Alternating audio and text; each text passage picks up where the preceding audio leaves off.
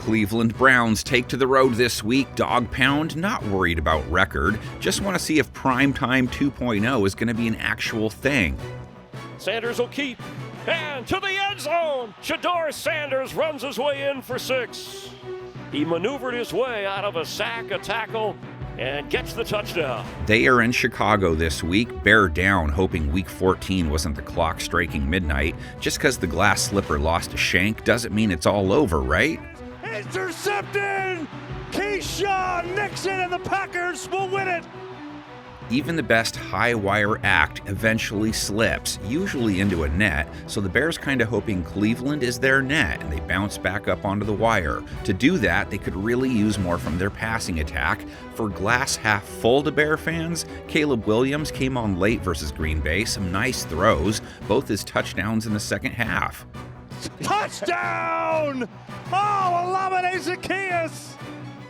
For the glass half empty folks, 76 rating because he completed less than 60% of his passes for the 9th time in his last 10 games. He wouldn't make the A-team right now. Hannibal, BA, Face, and Murdoch occasionally hit a tire at least. Per PFF, 22% of his passes versus Green Bay, uncatchable. For 2025, 24%. No quarterback in the NFL has a higher off-target rate. Mallory Archer would tell you that's how you get ants and leave games with 21 points and not 28 or more. Williams surveys incomplete. Tried to get it underneath the burden, but he missed him by a wide margin. He doesn't face an easy team to pass on this week. You can dismiss their play versus Cam Ward if you want. 14 of 28 passing, only 117 yards, 4-2 an attempt, 70 rating, but it's also a defense holding quarterbacks to a sub-90 rate for the season.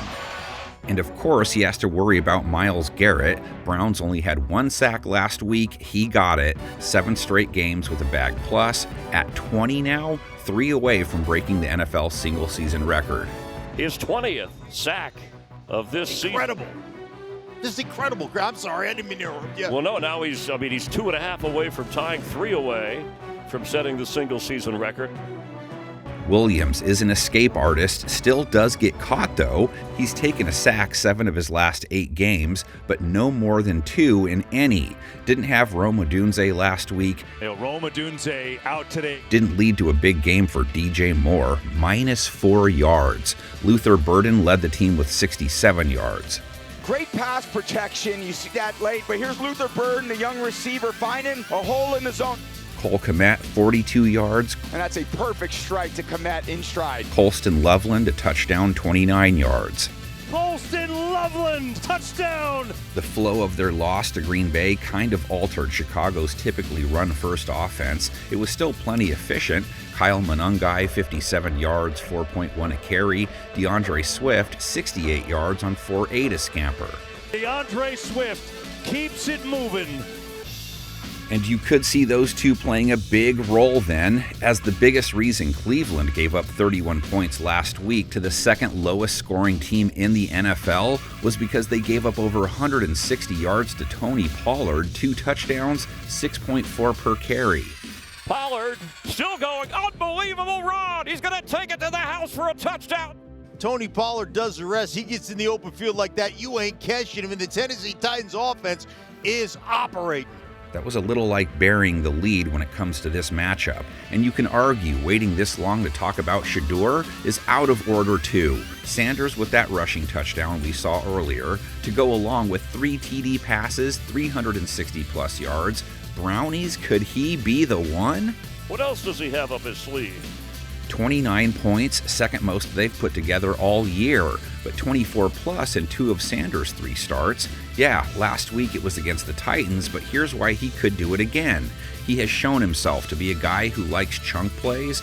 Chicago's secondary giving up 11.4 per catch, 24th in the NFL. They gave up a 45-yard TD to Bo Melton, gave up 3 touchdowns to Jordan Love, gave up 28 points to the Packers, giving up 25 a game on average. Touchdown, Bo Melton and the Pack!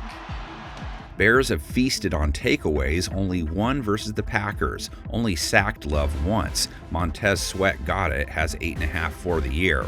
Their DBs gave up 2 touchdowns to Christian Watson, 89 yards. Now they have Jerry Jeudy on their hands. He scored versus Tennessee, 76 yards, too short of his season high. And there's Jerry Jeudy, and he's off and into the end zone. Touchdown, Cleveland. Sanders used all 3 types of pass catchers well versus Tennessee. Tight end Harold Fannin led the way with his first 100-yard game, 114 plus a touchdown. Leaping up and grabbing it, Harold Fannin, and that's a Browns touchdown. And Cleveland's running backs, Quinshon Judkins, nothing on handoffs, but he had a 58-yard reception. You got to stick with Judkins. He is your best player on the offensive side of the ball. Beautifully executed screen down the sideline. And Dylan Sampson, 5 catches, 64 yards on passes. And Dylan Sampson running through the Titans before he gets to the 15-yard line. Browns haven't run the ball great as of late. And trouble for Judkins. He's going to lose about 4.5, 5 yards. Bears defense is an opportunity to get right. They have played the run bad all year, gave up over 80 yards and a TD to Josh Jacobs. Fact, Bears eat beats. Bears beats Battlestar Galactica, so does that mean Bears can beat Browns? I don't know, maybe Dwight can answer that. Browns beat the Bears their first 3 times they met, up 11-7 in the series overall. They only played 1 time in the 70s, 1972. Cleveland was the scene of the start of a Bears winning streak, and it was a decisively smashing one too, a 17-0 shutout. Although Douglas completed only 2 passes, 1 was a touchdown.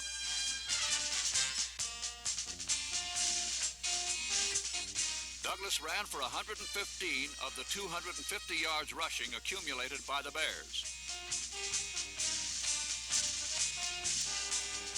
Bobby's longest run of the season was a 57-yarder on a bootleg that fooled everyone.